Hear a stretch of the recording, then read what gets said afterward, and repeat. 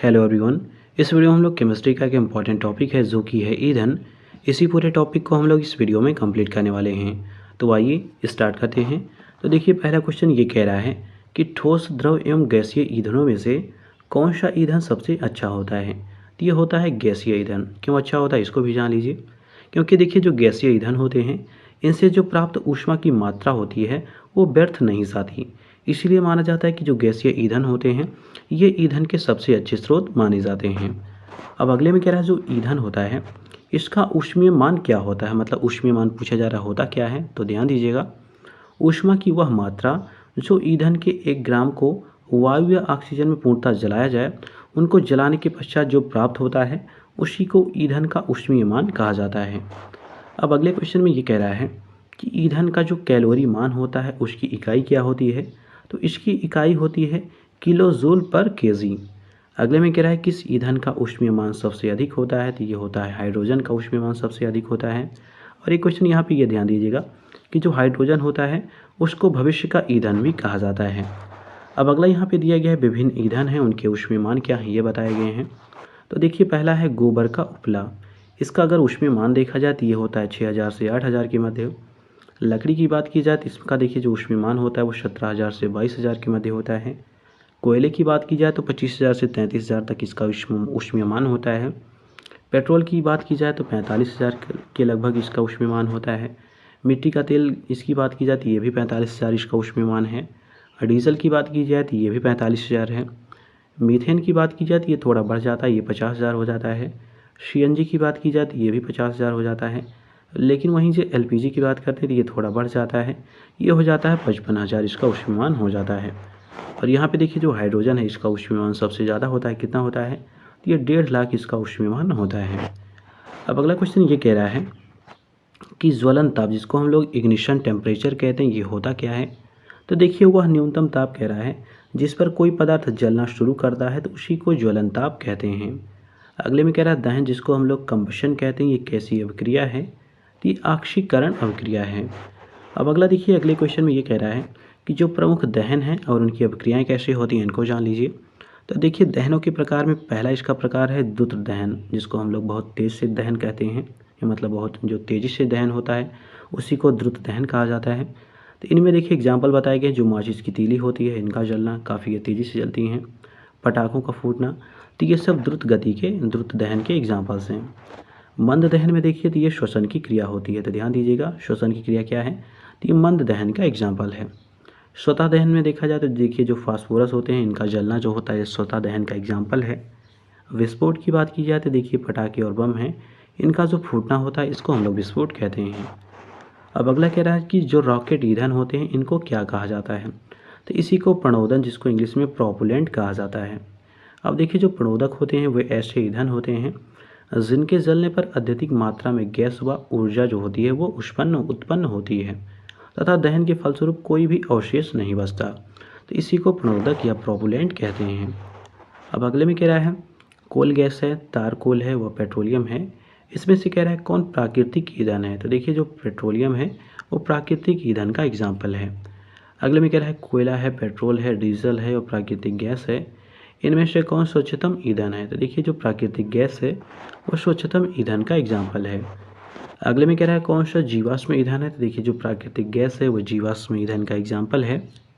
अगले में कह रहा है प्राकृतिक गैस का मुख्य घटक कौन सी गैस है। तो ये होती है मीथेन गैस। अब अगला क्वेश्चन देखिए अगले में क्या दिया गया है। तो देखिए अगले क्वेश्चन में कह रहा है कि कोयले से संबंधित कुछ यहाँ पे सही तथ्य दिए गए हैं, तथ्यों को जान लेते हैं। तो देखिए पहला स्टेटमेंट ये कह रहा है कि जो कोयले की राख होती है इसमें आर्सेनिक पाया जाता है, सीसा पाया जाता है, पारद पाया जाता है। तो ये सभी जो तत्व हैं इनमें ये अंतर्विष्ट होते हैं, मतलब इनमें पाए जाते हैं। अब अगला पॉइंट कह रहा है कि जो कोयला होता है संचालित विद्युत संयंत्र पर्यावरण होता है।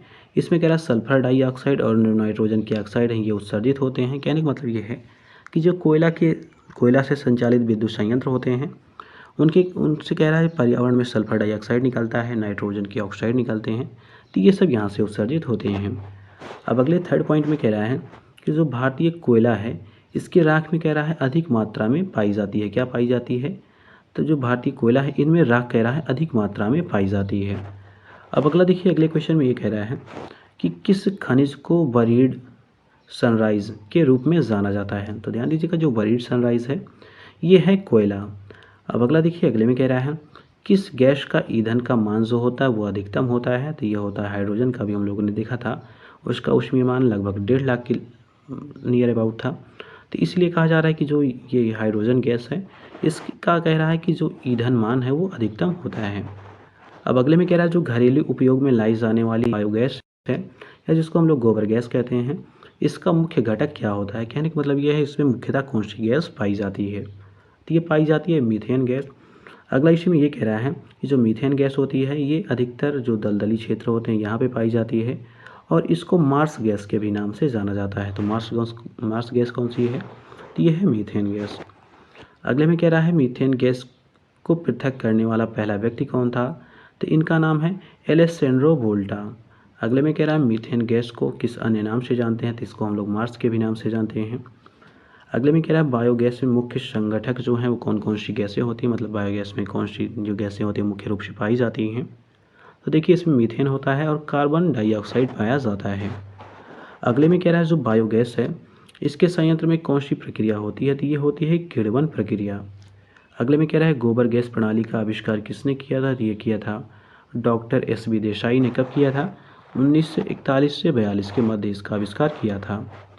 अब अगले में कह रहा है लिक्विड पेट्रोलियम गैस, जिसको हम लोग एलपीजी कहते हैं, इसकी कह रहा है मिश्रण अवयव कौन कौन से हैं। तो देखिए इसमें प्रोपेन है, ब्यूटेन है, ईथेन है। तो इन सभी का मिश्रण इसमें पाया जाता है। लेकिन अगर ये पूछा जाए कि इसका मुख्य घटक जो है कौन सी गैस है, तो ये होती है ब्यूटेन गैस। अब अगला देखिए, अगले में कह रहा है एलपीजी व बायोगैस से संबंधित यहाँ पे सही तथ्य दिए गए हैं, तथ्यों को जान लेते हैं। तो पहला स्टेटमेंट कह रहा है कि जो तरलीकृत पेट्रोलियम गैस होता है इसका प्रमुख घटक प्रोपेन व ब्यूटेन होता है। तो ये स्टेटमेंट बिल्कुल सही है। दूसरे में कह रहा है बायोगैस में उपस्थित जो मीथेन होती है घरों तथा कारखानों में जलाने के लिए सीधे प्रयोग में लाई जा सकती है। तो ये भी स्टेटमेंट सही है। अब अगला इसी में क्वेश्चन ये कह रहा है कि घरेलू जो एलपीजी सिलेंडर होते हैं उनमें कह रहा है दाब मापक क्यों नहीं प्रदान किए जाते।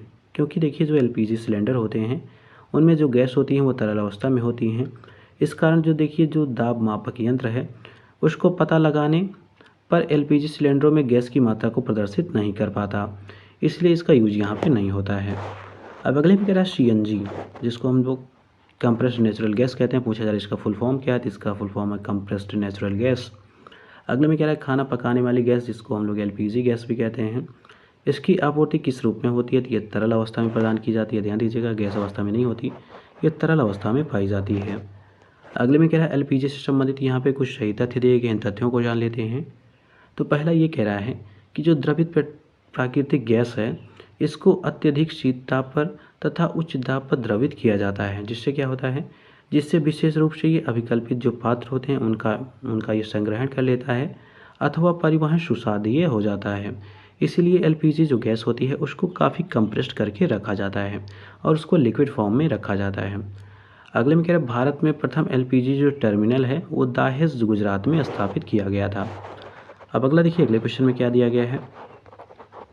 तो देखिए अगले क्वेश्चन में ये कह रहा है कि जो बायोडीजल होता है किन पौधों से ये प्राप्त होता है। तो देखिए कैरनोला से प्राप्त होता है, जेट्रोफा से होता है, सैलिकार्निया से प्राप्त होता है। तो इन सभी पौधों से ये प्राप्त होता है। अगले में कह रहा है गैसोहॉल में किसका मिश्रण होता है। तो गैसोलीन का इसमें मिश्रण होता है, रेथेनॉल का मिश्रण होता है, जिसमें देखिए जो शीशा रहित पेट्रोल होता है उसकी मात्रा 90% होती है और एथेनॉल की इसमें मात्रा 10% होती है। अगले में कह रहा है गैसोहॉल में अल्कोहल क्यों मिलाते हैं। क्योंकि देखिए इससे क्या होता है कि इससे जो पेट्रोल की ऑक्टेन संख्या होती है वो बढ़ जाती है। अगले में कह रहा है ईंधन से संबंधित यहाँ पे कुछ सही तथ्य दिए गए हैं, तथ्यों को जान लेते हैं। तो पहला स्टेटमेंट ये कह रहा है कि जो कोयला है, पेट्रोलियम है तथा प्राकृतिक गैस है ये सब जीवाश्म ईंधन है। तो ये स्टेटमेंट सही है। अगले में कह रहा है गैसोहॉल, गैसोलीन तथा एथेनॉल, कह रहा है गैसोहॉल जो है वो गैसोलीन तथा एथेनॉल का ये मिश्रण है। तो ये भी स्टेटमेंट सही है। अगले में कह रहा है भूतापीय ऊर्जा एक अपारंपरिक ऊर्जा स्रोत है। तो ये भी स्टेटमेंट सही है। अगले में कह रहा है गोबर गैस में मुख्यतः मीथेन गैस पाई जाती है। तो ये भी स्टेटमेंट सही है। अगले क्वेश्चन में कह रहा है ऑक्टेन संख्या किसकी गुणवत्ता की माप है। तो ये पेट्रोल की गुणवत्ता की माप है। अगले में कह रहा है कार के इंजन में नॉकिंग से बचाने के लिए कौन सा द्रव प्रयोग किया जाता है। तो इसका नाम है टेट्राइथाइलेट, जिसको हम लोग टेल के नाम से भी जानते हैं। और दूसरा है BTX।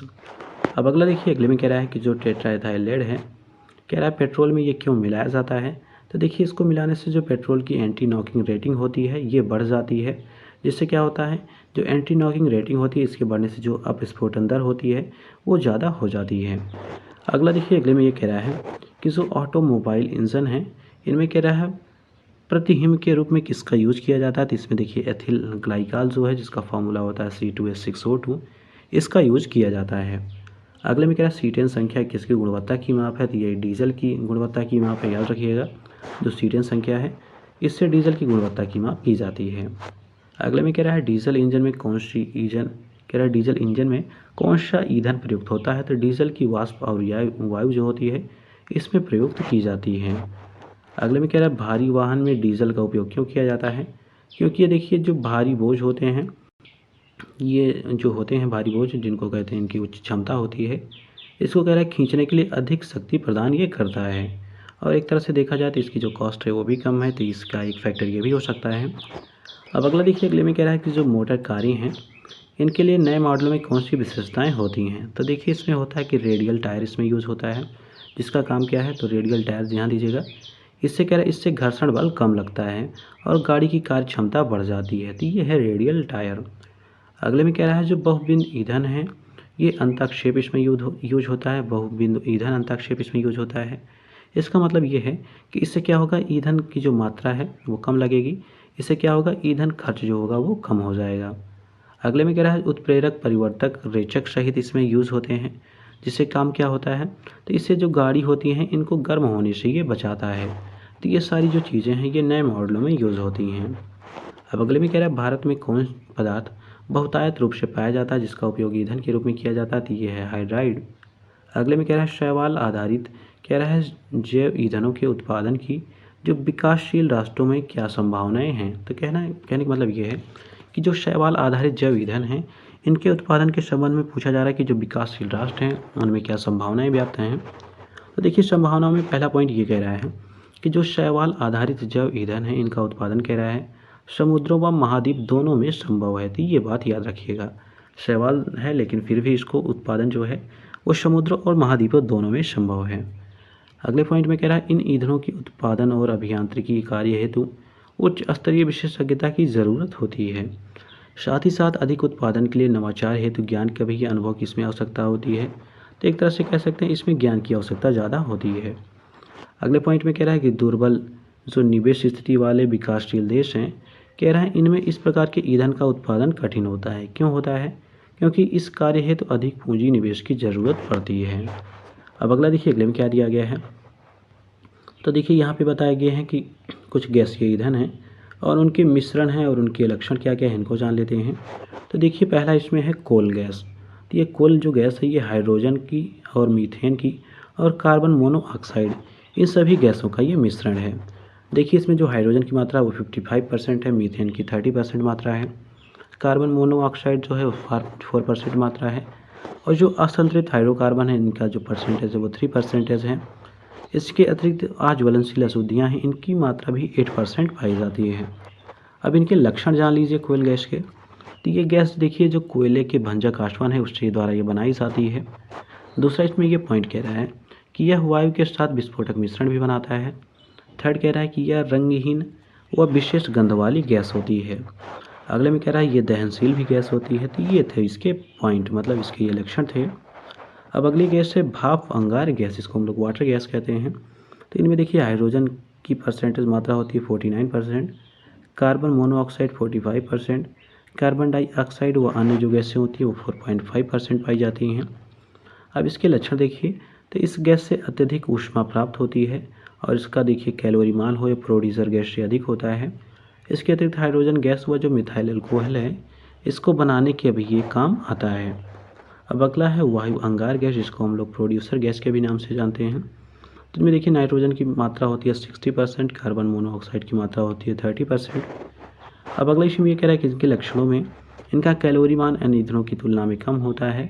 सेकंड कह रहा है कि यह सस्ता ईंधन होता है जो जलकर उच्च ताप देता है।